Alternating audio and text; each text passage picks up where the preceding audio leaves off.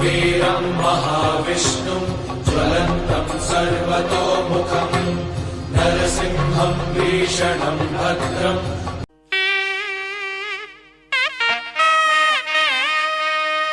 யாமறிந்த குடும்ப நண்பர்கள் அனைவருக்கும் வணக்கம். இன்னைக்கு நம்ம பார்க்க இருக்கிற பகுதி சனி பயிற்சியோட ஜென்ம சனி மீனராசிக்கு. மீனராசிக்கு இந்த ஜென்ம சனி எப்படி இருக்கும் அப்படின்றத நம்ம இப்ப பார்க்க போறோம். தொழில் மற்றும் வேலை, பொருளாதாரம், உடல் நலம், குடும்பம், சாதகமான அம்சங்கள், பரிகாரங்கள். இப்போ தொழில் மற்றும் வேலை அதுல பார்ப்போம். வேலையில் அதிக வேலை பளு, பொறுப்புகள், இடமாற்றம் அல்லது தொழில் மாற்றங்கள் ஏற்படலாம். கடின உழைப்புக்கு தாமதமான பலன்கள் கிடைக்கும். அதாவது நீங்க செய்யற வேலையில உங்க வேலையோட பலு எக்ஸ்ட்ரா ஆகலாம். நீங்க செய்யற வேலைக்கு உங்க மேல இன்னும் கொஞ்சம் எக்ஸ்ட்ரா ஒர்க்கை கொடுத்து உங்களை ஓவரா எஃபோர்ட்ஸ் போட வைக்கலாம். இடமாற்றம் உங்களை நீங்க ஒர்க் பண்ற பிரான்ச்ல இருந்து வேற பிரான்ச்சுக்கு டிரான்ஸ்ஃபர் பண்ணலாம். இல்ல நீங்க ஒர்க் பண்ற டிபார்ட்மெண்ட்ல இருந்து வேற டிபார்ட்மெண்ட் டிரான்ஸ்ஃபர் பண்ணலாம்.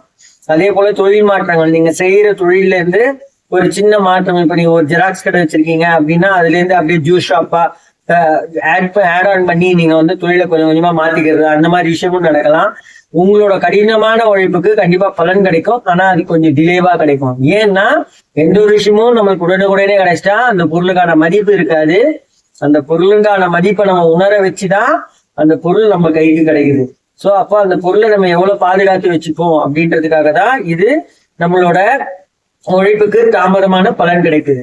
அதனால இது நெகட்டிவ் கிடையாது, இது பாசிட்டிவ் தான். அதே போல பொருளாதாரம் தேவையற்ற விரைய செலவுகள் வரலாம் என்பதால் நிதி மேலாண்மையில் கவனம் தேவை. தேவையற்ற செலவுனா அவசியமே இருக்காது. இப்போ சில விஷயங்கள் நம்ம இப்ப வாங்கணுன்ற அவசியம் இருக்காது. அந்த விஷயத்துக்கு நம்ம எஃபோர்ட்ஸ் போட்டு அந்த விஷயத்த வாங்குவோம். இப்ப இது செய்யக்கூடாதுன்னு இருக்கும், அந்த விஷயத்த தான் நம்ம செய்வோம். ஏன்னா அது செஞ்சா நம்மளுக்கு எந்த ஒரு ப்ராஃபிட்டும் கிடையாது, எந்த ஒரு கெயின் இப்போ 100% கிடையாது. கெயின் இல்லாத விஷயத்துல நம்ம கொண்டு போயிட்டு பணத்தை போட்டு லாக் ஆயிட்டு பின்னாடி பண பிரச்சனையில போய் மாட்டிக்க கூடாது. அதனாலதான் தேவையற்ற விரைய செலவுகளை நம்ம கவனமா கையாண்டு அந்த செலவை கம்மி பண்ணிக்கிறதோ இல்ல அந்த செலவை நிறுத்துறதோ நல்லது. அதே போல உடல் நலம், வயிற்று பகுதியில் ஹார்மோன்ஸ் சமநிலையின்மை மற்றும் கர்ப்பப்பை, அதாவது பெண்களுக்கு கர்ப்பப்பை சம்பந்தப்பட்ட விஷயங்களில் பெண்கள் மிகுந்த கவனத்துடன் இருக்க வேண்டும். பெண்களுக்கு கர்ப்பப்பை சம்பந்த விஷயத்துல ரொம்ப கவனமா இருக்கணும். பொதுவா பாத்தீங்கன்னா நம்மளுக்கு வயிற்று பகுதியில ஹார்மோன் சமநிலையின்மை ஏற்படும். சூடாகலாம், அதே போல வயிறு உஷ்ணமாகலாம், இல்லைன்னா நம்மளுக்கு வயிறு கேஸ்ட்ரிக்னால உப்பலாம். அதனால அந்த சமநிலையின்மையை கரெக்டா நம்ம ஃபுட்டை கரெக்டா அந்த டைமுக்கு எடுத்து கரெக்டா எல்லாம் பண்ணோம்னாலே நம்ம உடம்பு ஹெல்த்தியா இருக்கும். ஹெல்த்தை கொஞ்சம் கவனமா பாத்துக்க வேண்டிய ஒரு தருணம் இது. அதே போல குடும்பம் கணவன் மனைவி இடையே கருத்து வேறுபாடுகள் வரலாம். பேச்சில் நிதானம் அவசியம். ஒரு ஹஸ்பண்ட் ஒய்ஃப் ஒரு டிஸ்கஷன் எது பண்றதா இருந்தாலும் இல்ல எதை பத்தி நீங்க உங்களுக்குள்ள பேசிக்கிறதா இருந்தாலும் கொஞ்சம் கவனமா பேசுங்க. நீங்க சொல்ற ஒரு வார்த்தையும் ஒரு பதிலும் கவனமா இருக்கட்டும்.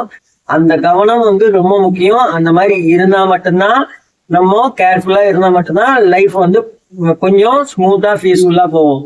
நம்ம அந்த இடத்துல அவசரப்பட்டு ரொம்ப குதிச்சு ரொம்ப இது பண்ணிட்டோம்னா அங்க லைஃப் நம்மளுக்கு ஸ்பாயில் ஆயிடும். அதனால நீங்க ஹஸ்பண்ட் ஒய்ஃப் பேசும்போது கொஞ்சம் கவனமாவே பேசுங்க. சாதகமான அம்சங்களை பார்ப்போம். ஒரு நேரம் நம்ம மைனஸ் அந்த மாதிரி பார்த்தோம்னா இப்போ பிளஸ் பார்ப்போம்.